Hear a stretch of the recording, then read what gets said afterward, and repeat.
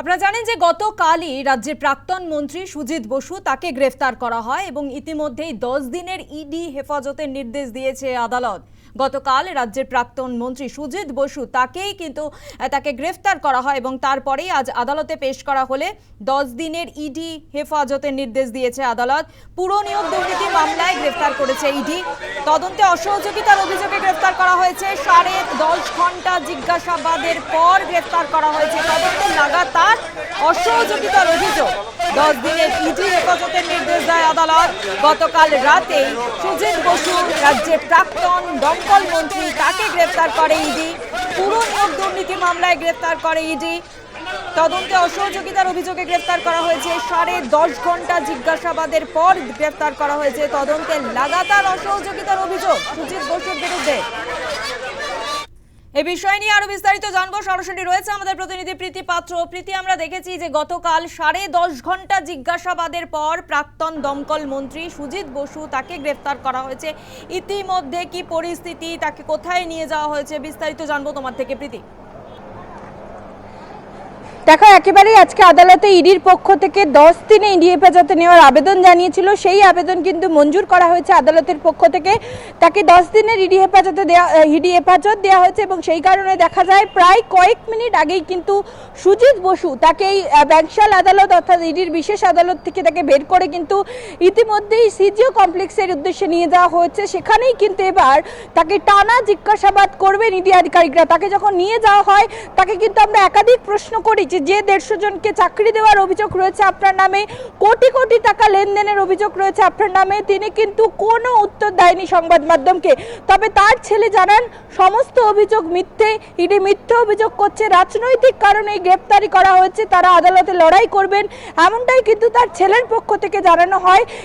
তবে সুজিত বসু তিনি কিন্তু এই বিষয়ে তাকে যখন আদালত থেকে বের করে নিয়ে যাওয়া হয় তিনি কোনো উত্তর দেননি, কার্যত কিন্তু তিনি চুপ ছিলেন। এবং জানিয়ে রাখবো আজকে আদালতে তার বিরুদ্ধে কিন্তু একাধিক বিস্ফোরক অভিযোগ করা হয় ইডির পক্ষ থেকে। ইডি আধিকারিকদের দাবি, দক্ষিণ দমদম পুরসভার যখন ভাইস চেয়ারম্যান ছিলেন সেই সময় কিন্তু 150 জনের চাকরি হয়েছিল তার সুপারিশে। এমনকি অয়নশীল, নিতাই দত্ত, তাদের সুপারিশে যাদের চাকরি হয়েছে প্রত্যেকের পেছনে কিন্তু এই সুজিত বসু রয়েছেন। এবং শুধুমাত্র দক্ষিণ দমদম পুরসভা নয়, একাধিক পুরসভায় কিন্তু তার সুপারিশে অযোগ্যদের চাকরি দেওয়া হয়েছে এবং যার বিনিময়ে তিনি কোথাও টাকা, কোথাও আবার জমি নিয়েছেন। কারণ তার সম্পত্তি যখন খতিয়ে দেখেছেন ইডি আধিকারিকরা সেক্ষেত্রে একাধিক অ্যাকাউন্টে টাকার হদিশ পেয়েছেন। তার পাশাপাশি একাধিক জমি রয়েছে তার এবং তার আত্মীয়দের নামে। এবং যখন এই সংক্রান্ত নথি ইডির পক্ষ থেকে তাকে চাওয়া হয় কোনো নির্দিষ্ট নথি তিনি দেখাতে পারেননি।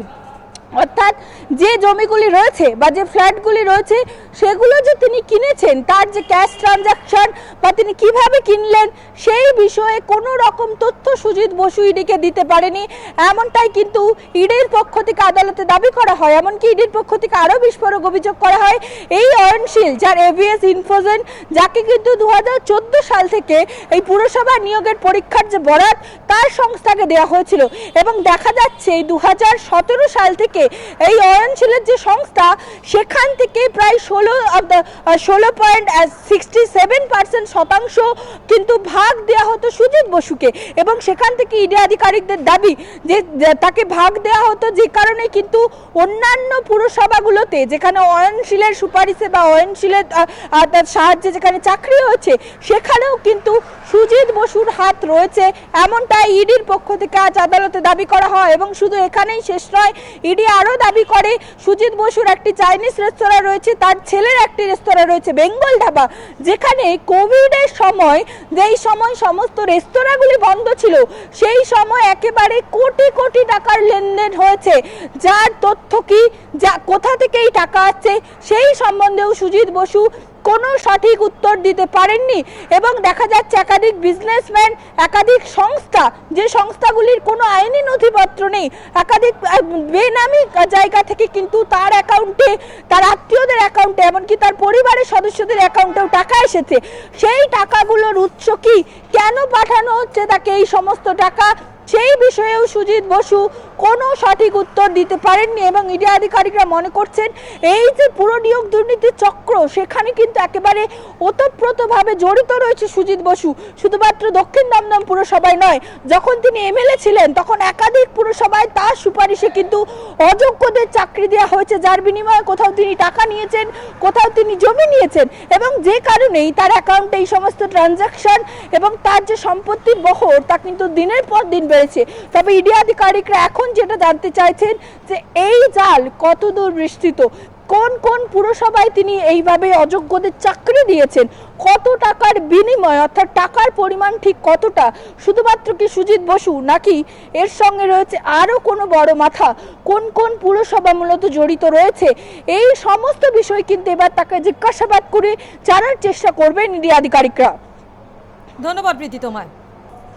আপনাদের আরও একবার জানাবো, গতকাল রাতেই সুজিত বসু রাজ্যের প্রাক্তন দমকল মন্ত্রী, তাকে গ্রেফতার করা হয় এবং ইতিমধ্যেই তাকে 10 দিনের ইডি হেফাজতের নির্দেশ দিয়েছে আদালত। আপনাদের শোনাবো সুজিত বসু পুত্র সমুদ্র বসু, তিনি কি বলছেন এই গ্রেফতারি নিয়ে।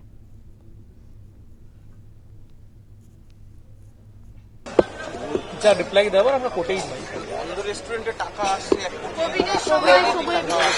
সেটা আপনাদের কোনো প্রমাণ আছে? ইডি বলেছে, আমরা অভিযোগ তো অনেক কিছু করতে পারে, ইডি কোর্টকে জানাচ্ছে। অনেকে অনেক অভিযোগ করতে পারে, অভিযোগটা প্রমাণ করতে পারবে তো? ঠিক না বলছে সেটা আমি তো বলছি অভিযোগ অত ক্যাশ ছিল কি কারণে, মানে এত অ্যামাউন্ট অফ ক্যাশ কোথায়, রেস্টুরেন্টে, বন্ধ রেস্টুরেন্টে কি কারণে ছিল? সেটা আপনি কি করে জানলেন? ওনার অভিযোগ করেছে, তো আমরা সেটাকে ডিফেন্ড করছি। ভেরি সিম্পল না, তারা একটা অভিযোগ করছে, তাদের তাদের গ্রাউন্ডে তারা অভিযোগ করছে, আমরা আমাদের রাইট টু ডিফেন্ড আছে, সেটা তো কোর্টকে জবাব দেবো।